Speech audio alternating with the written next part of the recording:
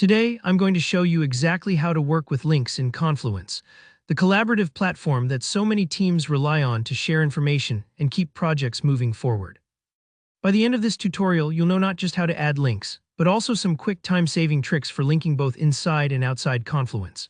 Whether you're documenting a process, directing teammates to resources, or giving context to your pages, mastering links is one of those basic skills that really streamlines your workflow. Let's start from the top with basic link insertion.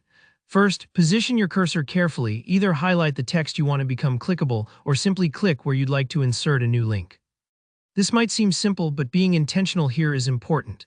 For example, linking on the words project timeline is far more helpful than linking on a vague here for anyone who comes back to read your page. Now look for the chain link icon in the editor toolbar.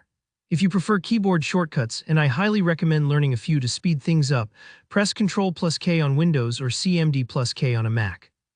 Both methods open up the same link dialog and get you ready for the next step. Here, where you need to decide where your link should go.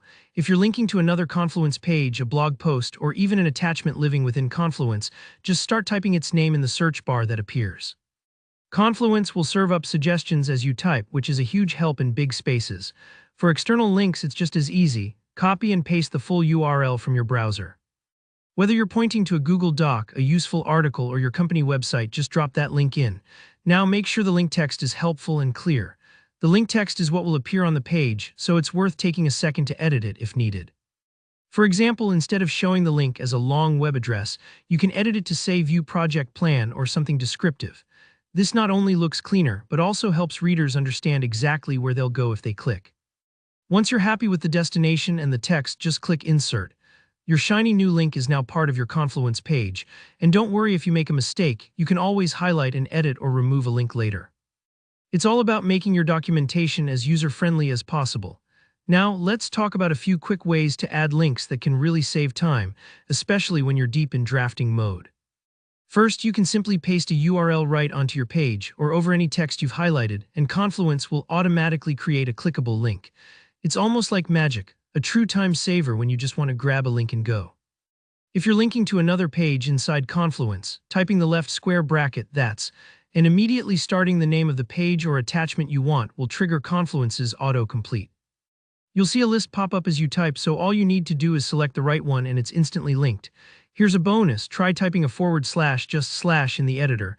This pulls up the command menu. Start typing link or anchor and you'll jump straight to those advanced linking tools. This method is super useful if you like using keyboard commands and want to keep your hands on the keys.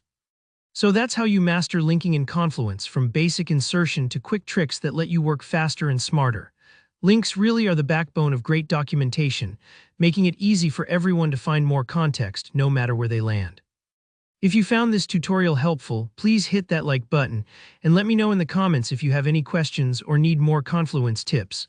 Don't forget to subscribe for more clear and practical tutorials just like this one. Thanks for watching and happy linking.